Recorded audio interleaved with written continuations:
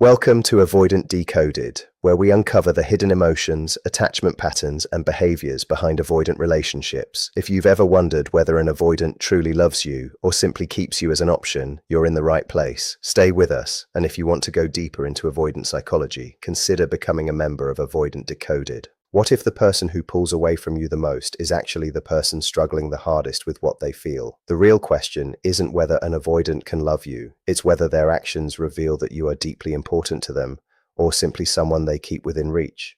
Today, we're going to uncover the subtle differences that reveal which one you truly are. I want to start with a question that reaches far beneath the surface of avoidant relationships, because behind so much confusion, there is usually one painful thought people struggle to say out loud. Am I someone this person genuinely loves, or am I simply someone they keep available because I feel comfortable? That question usually does not appear during a dramatic argument.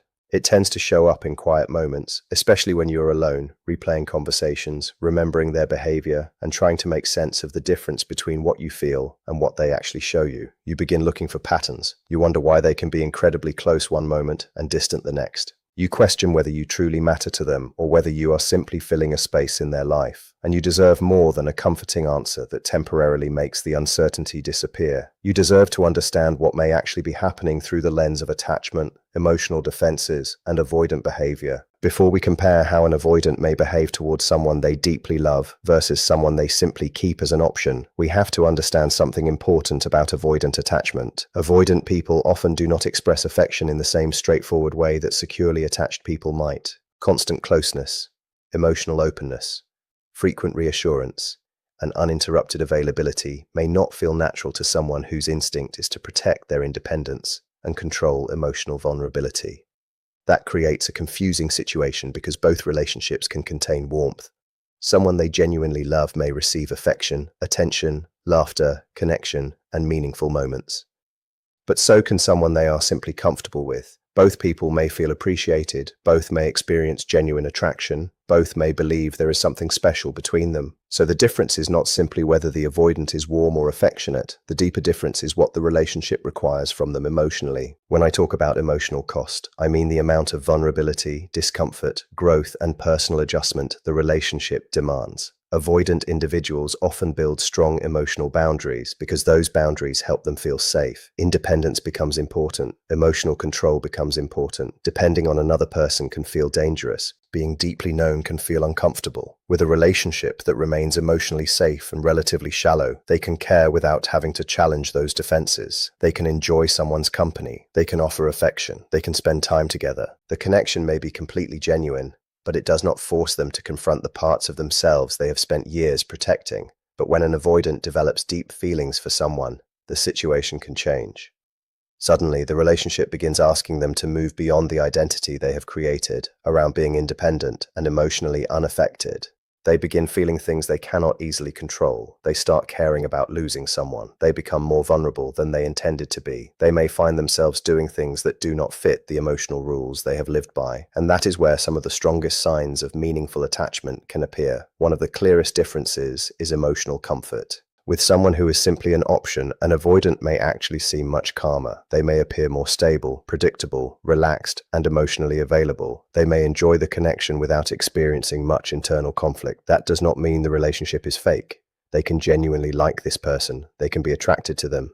They can care about them and enjoy spending time with them. But the relationship remains within a level of closeness that does not seriously threaten their emotional defenses. Because there is less fear, there is less reason for their protective system to react. The person they deeply love may experience something very different. They may experience intense closeness followed by withdrawal. They may receive affection and attention and then suddenly feel the avoidant becoming quiet. They may experience moments where the connection feels incredibly deep, only to find themselves facing distance shortly afterward. This can easily look like loss of interest. Sometimes it is, but sometimes the withdrawal happens because the relationship has become more emotionally significant than the avoidant knows how to handle. That is one of the painful contradictions of avoidant attachment. The stronger the emotional bond becomes, the more intensely their defenses may react. They may move toward you because they want closeness, then retreat because closeness makes them feel exposed. They may miss you while simultaneously creating distance. They may want connection while fearing what connection requires from them. This does not mean every hot and cold pattern is proof of love. That would be an oversimplification.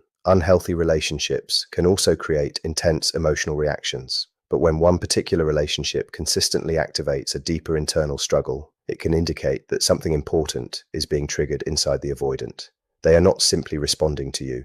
They are responding to what being close to you makes them feel about themselves. Another major difference can be found in their attention. An avoidant person can pay attention to many people. They may remember details, listen carefully, notice someone's personality, and show genuine interest. So attention by itself is not enough to prove emotional depth. What matters is how deep that attention goes. With someone who remains an option, their attention may stay mostly on the visible qualities. They notice the person's personality, appearance, humor, interests, habits, and the qualities that are easy to observe. But when an avoidant becomes deeply attached, their attention can move beneath the surface. They begin noticing the things you do not explain. They remember small details you mentioned casually. They recognize changes in your mood. They may sense when something is wrong before you say anything. They begin understanding your emotional patterns, your fears, your insecurities, your dreams, and the experiences that shaped you. Sometimes they notice things you assumed nobody noticed.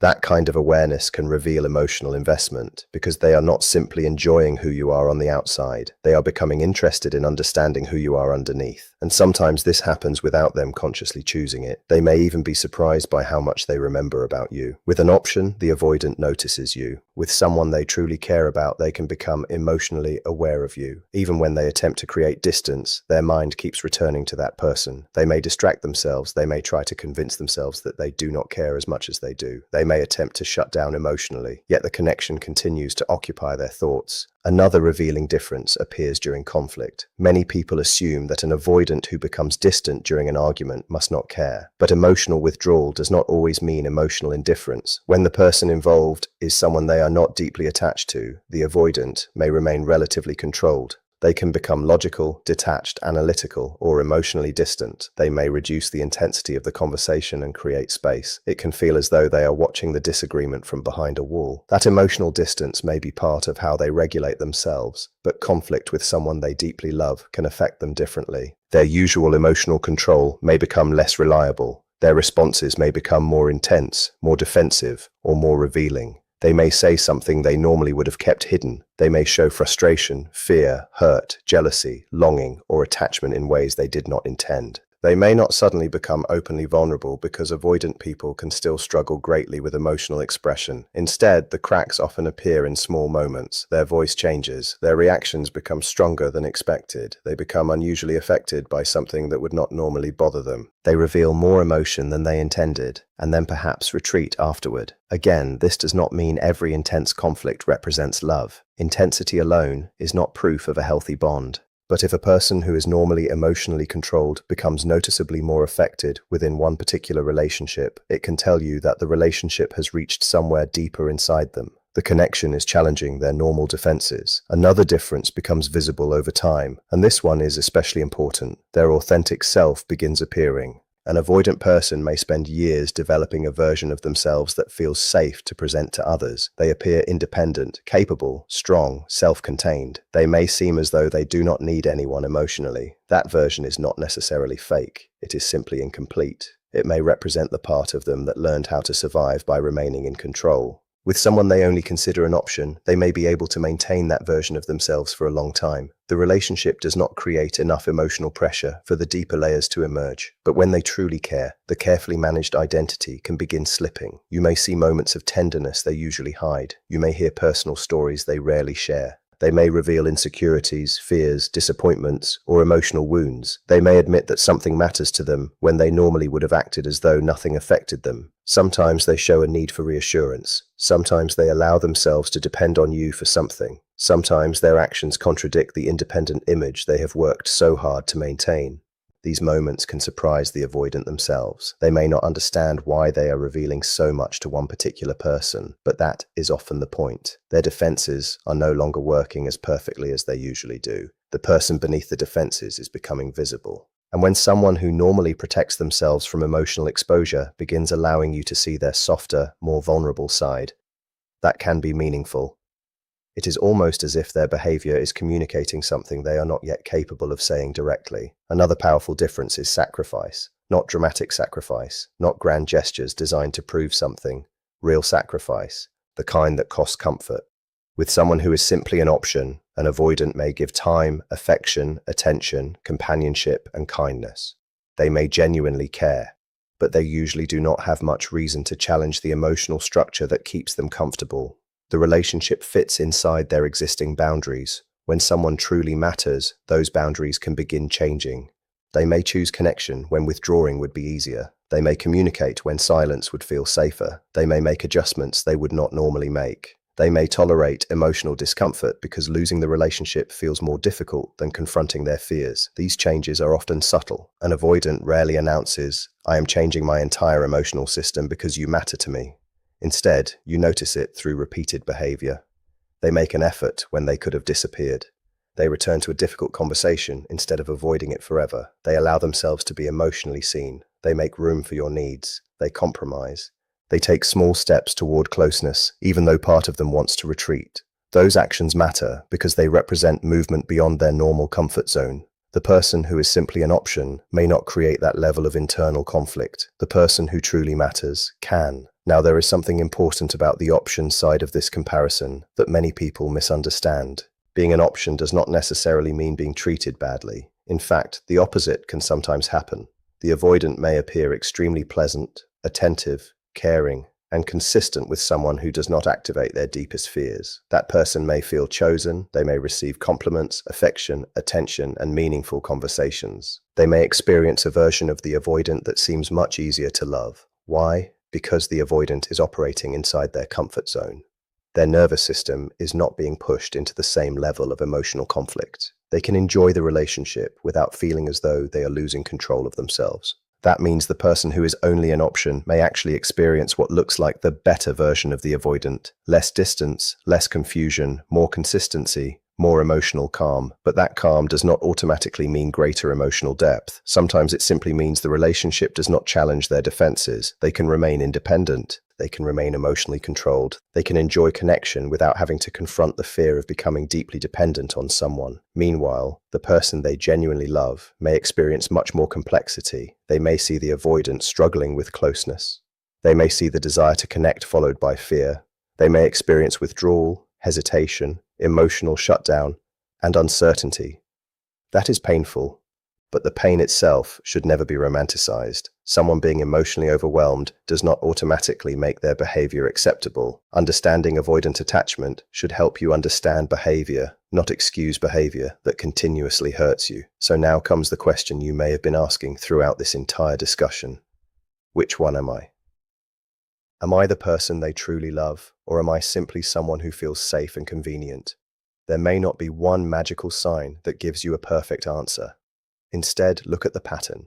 Ask yourself whether this person behaves differently with you in ways that require emotional effort. Do they reveal parts of themselves they normally hide? Do they allow themselves to need you sometimes? Do they show emotional honesty even if it comes in small and uncomfortable moments? Do they remember the details that matter to you? Do they seem genuinely interested in your inner world rather than simply enjoying your company? Do they notice emotional changes without needing you to explain everything? Do they make sacrifices that move beyond their normal habits? Do they ever choose connection when avoidance would clearly be easier? And when they create distance, ask yourself what happens around that distance. Does it appear whenever intimacy becomes deeper? Does their withdrawal seem connected to vulnerability? Do they eventually return and attempt to reconnect? Most importantly, are there actual signs of growth over time, or are you simply repeating the same painful cycle and interpreting every return as proof of love? That last question matters enormously, because it is possible to become so focused on understanding an avoidant person's psychology that you stop paying attention to your own experience. You become an investigator of their emotions while forgetting to become an observer of their behavior. You keep asking, do they love me? But another question deserves equal attention. How are they treating me? Because even if the feelings are genuine, feelings alone do not create a healthy relationship. Someone can love you and still be emotionally unavailable. Someone can miss you and still avoid responsibility. Someone can fear losing you and still fail to give you consistency. Someone can feel deeply connected to you while remaining incapable of building the kind of relationship you actually need. Those truths can exist together. Their feelings can be real. Your pain can also be real. Their fear can be understandable. Your boundaries can still be necessary. Their attachment to you can be genuine, and your needs can still remain unmet. This is why understanding avoidant behavior should never become a reason to abandon yourself. You do not have to spend your life proving that you are worth choosing. You do not have to accept endless uncertainty simply because you believe there is love underneath someone's emotional distance. And you do not have to confuse emotional intensity with relationship security. The person who reaches the deepest parts of an avoidant's heart is not automatically the person who will receive the healthiest relationship from them. Real love also has a practical side. It shows up through consistency, through communication, through accountability, through respect, through effort, through the willingness to repair what has been damaged, through choosing each other, not only during intense emotional moments, but also during ordinary days when there is nothing dramatic happening. That is where lasting relationships are built. So if you discover that you truly matter to an avoidant, let that understanding give you clarity, not permission to tolerate everything. And if you discover that you are only receiving what is convenient for them, let that truth free you from trying to turn emotional availability into something it is not. Your value does not depend on how difficult it is for someone to love you. You do not become more valuable because you can reach a person who has spent years hiding from vulnerability. And you do not become less valuable because someone cannot give you the relationship you deserve. The real goal is not simply to become the person an avoidant cannot forget. The real goal is to be part of a relationship where love can actually be experienced, expressed, and sustained. Understanding the difference between deep feeling and emotional capacity can change everything. You may realize that what looked like rejection was sometimes fear. You may recognize that what felt like indifference was sometimes emotional shutdown, but you may also recognize that understanding someone's fear does not require you to live inside it with them forever. Clarity means seeing both sides. You can acknowledge their feelings without ignoring your own.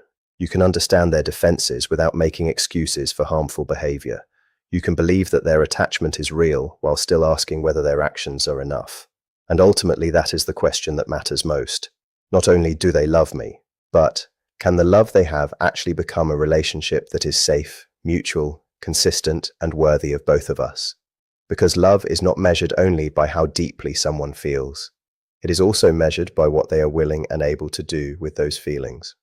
The question is not simply whether an avoidant loves you, but whether that love is strong enough to become something healthy, consistent, and real. Their feelings may be genuine, but your needs matter too. Never lose yourself trying to decode someone else's heart, because you deserve a love that does not leave you constantly questioning where you stand.